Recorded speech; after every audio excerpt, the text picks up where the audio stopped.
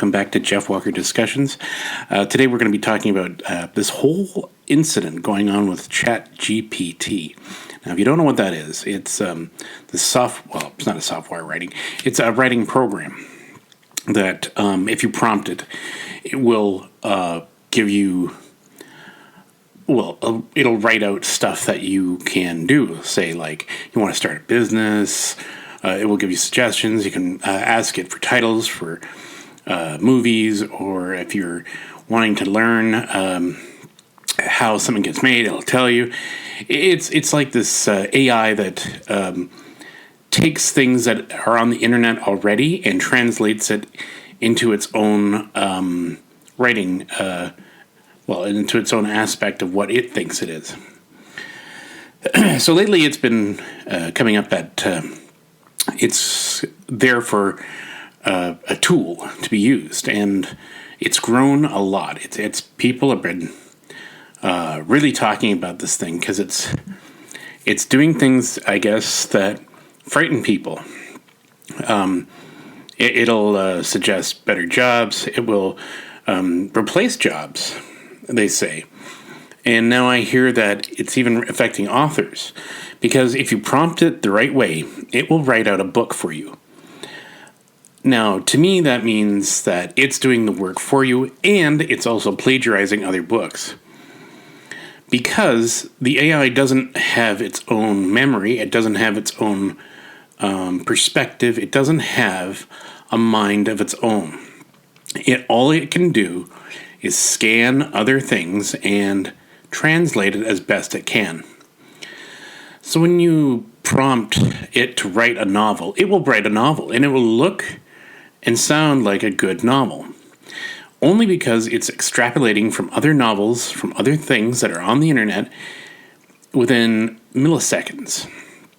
It's doing all this in thought process and rearranging things, and it's what the AI does. It tries to rearrange things to make it more interesting. Now, how is this different from, say, a writer trying to write a novel that's above another book? You know, like, there's so many books on science fiction and on other fiction works that it's hard to come up with something original. So, as humans, we try to do that too. We try to rearrange things. We try to, borrow certain elements and incorporate it into our own. So, as an advocate of that, I can see how that would be almost similar. That being said, it's also, the AI is also not a human being. It will not understand certain elements that you want to have in your book. It can give you a basic rundown of characters, of a plot, but it will not actually write the entire novel out for you. Not yet, anyway, but that seems to be where it's going. That people want this to write a novel. To me, that seems like it's a shortcut for a lot of people who aren't very knowledgeable and don't know how to write a book. And that might be good for them. But at the same time, you're also taking a craft away from a writer-artist that does this of their own free will. That they create this stuff on their own without being prompted by someone to give it to them. Now, KDP, I've heard, is trying to acquire this technology so that they can have something on their site for anyone to write a book. And then what are we going to do about that? Because if you've got all these books, nobody's going to read them. You've got self-publishing, and that's the reason why they want to get it. They want to stop self-publishing. They do. They want to have their own controlled media. They want to have their own controlled writing staff. They want to eliminate independence and just have like company-owned company writers, which is the corporate thing. Every corporate identity does this within their own companies. They try to create a brand for themselves and keep them from having to pay anyone extra for an idea that was not their own. So here we go with writing books. You're going to see companies start to pop up that are cranking out books left, right, and center. It may not be like fantasy or science fiction. It could be just travel books. The usual stuff you'd see that most people take for granted. And some people spend their entire lives researching. But I mean, if it's on the internet already, the research is out there, and the computer knows how to access it. So the AI will learn how to acquire these things and then incorporate it into a book. So it begs the question, is this a tool, or is this a destructive thing that's going to replace humanity's, I want to say, writing ability? I don't know. It's definitely something new, and people are always scared of something new. When YouTube came out, directors, artists, like actors, they thought little of it. But now it's become an accepted form of medium. People put lots of movies out on it. They make their own TV shows. It's just another tool. And now that they've accepted that as a tool, and that they've learned to, craft it in such a way that not everybody's making and stealing ideas, maybe that's what they need to do for ChatGPT. Now, there's many videos on here talking about how to go about writing a book and using the ChatGPT and the other Midjourney arts and stuff like. And I, as a devil's advocate for the Midjourney and Wombo art, the AI that creates art using other art, I can see how that would be disheartening to a lot of artists. At the same time, I just go, it's not going to create something beautiful. There's some good images and there's some bad images. It still can't get humanity right.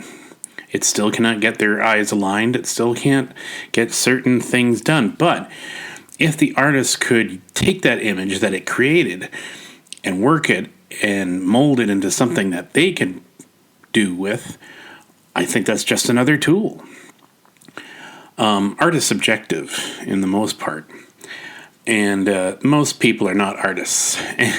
And you can tell with some people, they'll just throw up any old cover for a book and just have at it. And for the most part, it's there. I mean, this is just another tool for people who cannot write or draw to help aid their process. I don't see the problem as much. I mean, I understand the concerns. I understand the fear.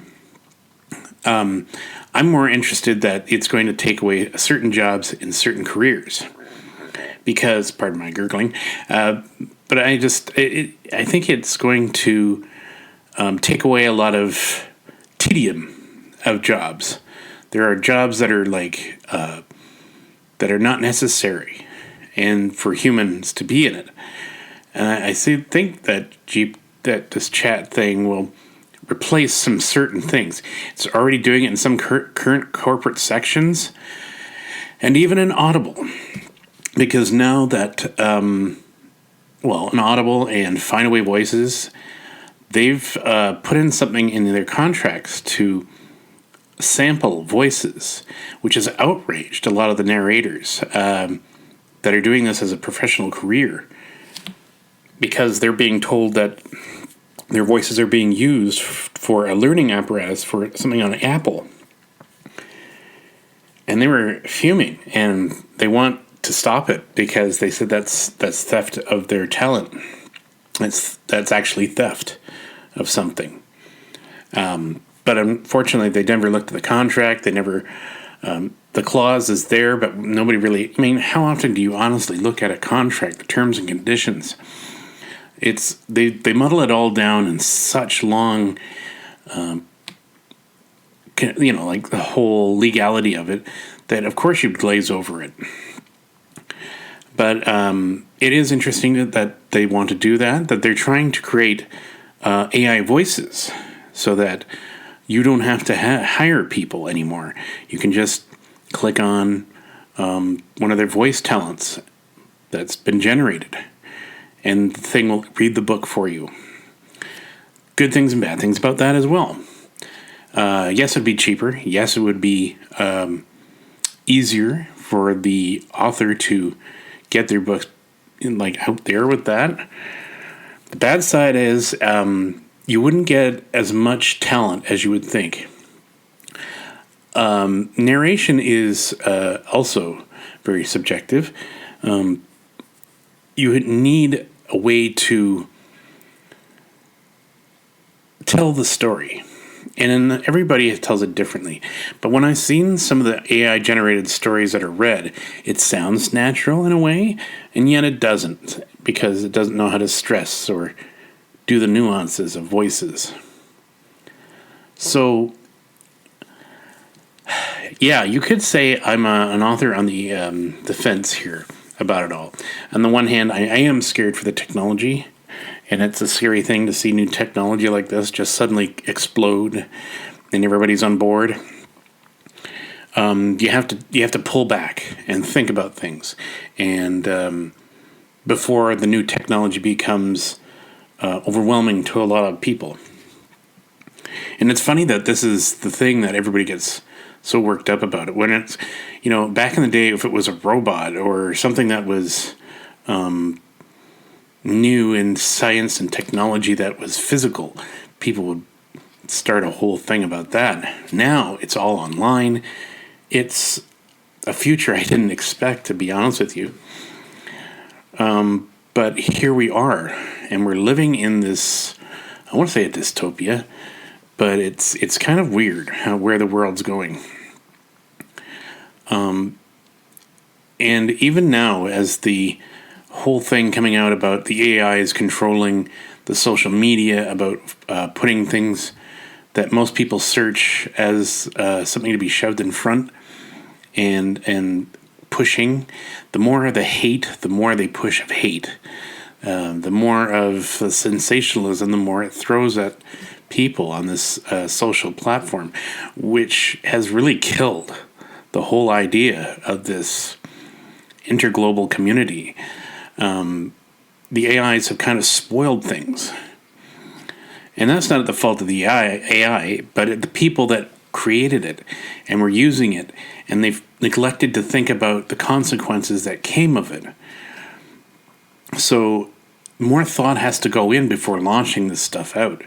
But a lot of them just want to get it out there because, hey, it's their baby and they want to show the world. And the world went, great, we're going to take it. And they went, wait, what? So, yeah, writing whole novels with ChatGPT, or whatever it's called. I keep calling it JTP. I keep thinking of that show. But I don't see it replacing writing. I really don't. I see it as another form of helping to aid the writer. But I can see how people would think that an entire novel could be written by an AI and then the person just slaps their name to it. That may be the case, but it could also be the case that eventually Amazon won't need writers because they have their own AI writer. And eventually they'll start cranking out books with this AI writer that they could put multiple names to. And it could be in different forms of writing. And you won't know what's real and what's not. And that's the world that we're living in now. You don't know what's real and what's not. Video can be manipulated. Voices can now be manipulated. Anything can be manipulated now. And I think it's going to come to a head at some point where this is going to ultimately make us go, stop. And we're just not going to be interested in technology anymore.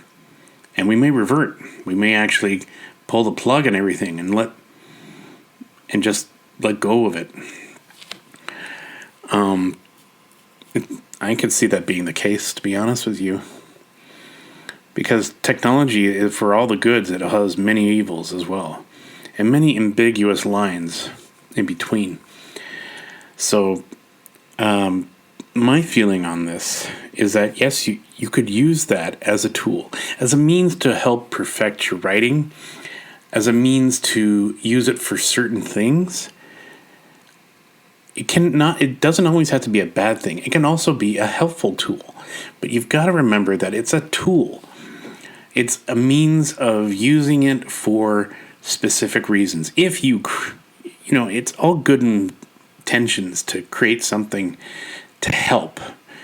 But when it starts to take over, that's a different matter altogether. Would you want your car to start writing books?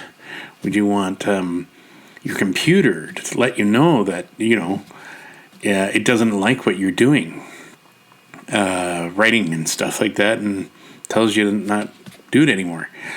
To be honest, it's the technology is it needs to be governed a little bit better. People are way too easy to throw money at it, and I think greed will ultimately destroy whatever this was trying to be. I like the idea that it helps a writer, because I have used it. I did use ChatGPT, not to write a story. Even though I asked it to write a story, it came up with some ridiculous story I could never, in my wildest dreams, think of. And I just sat there and went, I'd never make that book. But I did ask it to write certain things. Like I wanted to, I have one called a quantum magnetic drive. I simply asked, what would it take to create this? Or I prompted a certain way, and I asked it to go into detail of how the quantum magnetic drive actually works. And I want it to actually work, and I want it to explain how the function works. Now, I did this before, or actually I did this after I wrote the book of the Massive Planet, because I explained in my book of what the quantum magnetic drive does. But I wanted to see what the ChatGPT would give me. And the explanation it gave was pretty much the same as mine, a little bit more technical, which is, a plus for me, because I thought, I could go over a little bit more technicality in it. I'm not a rocket scientist, so I couldn't give you the nuances of certain things, but this did.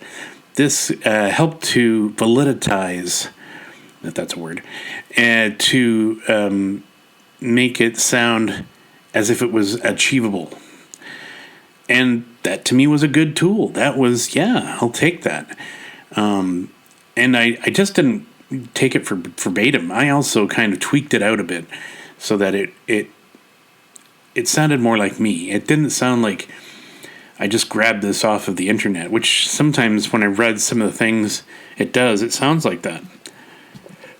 So it can be a useful tool. It can be a means for a writer to do better. Writing an entire book, I wouldn't trust that thing to write an entire book. Mainly because it's replacing a human thought, a human creativeness. And that's the thing. A lot of these books would start sounding the same if a AI wrote it, because it's borrowing on all this library of books. You've got thousands upon thousands of books out there. It will draw in most of them because it has it on file, or it can extract certain information from it within an instant. So while it's achievable that way, I think it's going to actually hinder itself once people start to block the rights of this computer to get certain things. And I've seen it in the artistic community. They're already trying to put up a blocker to stop the AI from stealing their stuff. It'll put up this thing and say, no, you cannot borrow this for your. And the more that this gets happening, you'll see more of the books and artwork becoming less and less. And I think that's true. I think that's true. I think it needs a bit of control. And it does. It really does. I mean, this is good for certain things and bad for other things. So, in the end, I would say that it's a helpful tool, but it's something we've got to watch out for. Because once the lines start blurring and you don't know what to trust anymore, you're going to see a lot of societal breakdown. Because society needs to believe in something that's real and not on screen. So I think, in one way, the believability of whatever we see on screen will eventually stop. We will start to... it seems like it's trying to push us back into a state where we were at before, and I don't like that, and I don't want the technology to dictate my future. I'd rather tell it what my future would be. And I think if we just learn to control whatever we create, it would be so much better. So, ChatGPT. I don't think I would use it again for anything. Only if I had like technical questions, maybe something that I just couldn't get from Google or something.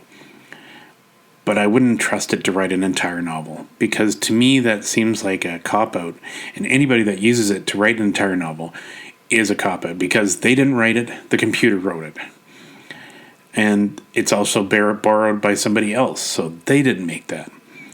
Have I done it for art? Sure, but I've tweaked the art. I've created the art to look a little bit better. So I've actually changed elements of the art.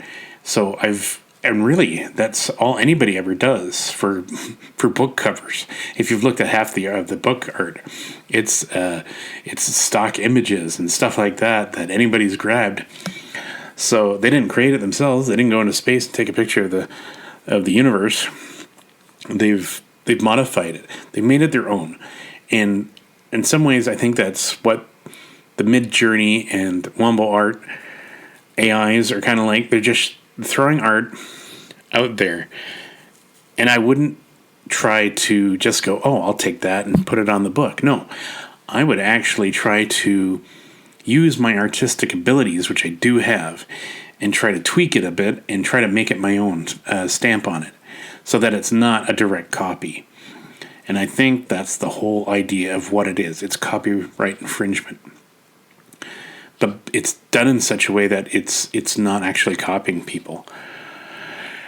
But like I said, if you were posting art, doing stuff like that on these websites devoted to that, definitely have some sort of program where it blocks the AIs from borrowing that art.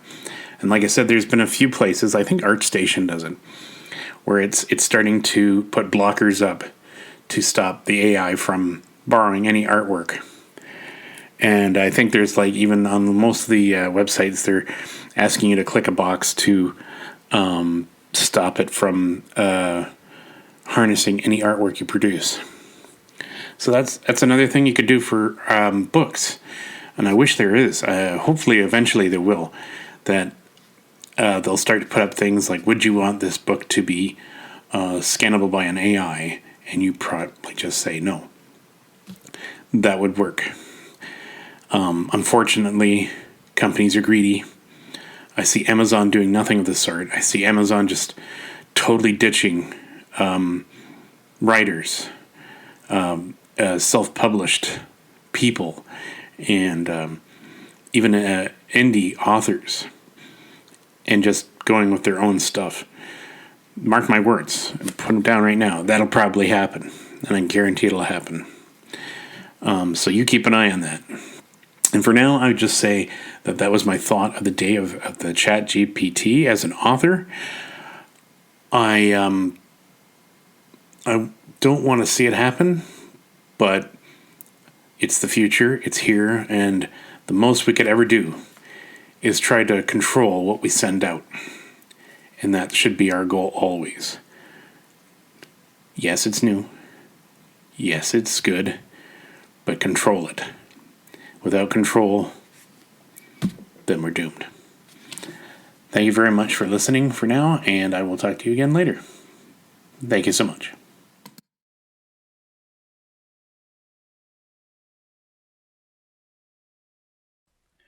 This has been a Jeff Walker's Books discussion. If you like this program, please subscribe. And if you want to read more of his books, The Long Lost War, The Massive Planet, The Mysterious World of Professor Dark and Miss Shadow, please visit his website at jeffwalkerbooks.weebly.com.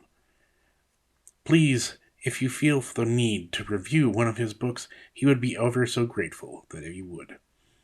You may go and visit it on Amazon or anywhere else where books are now available.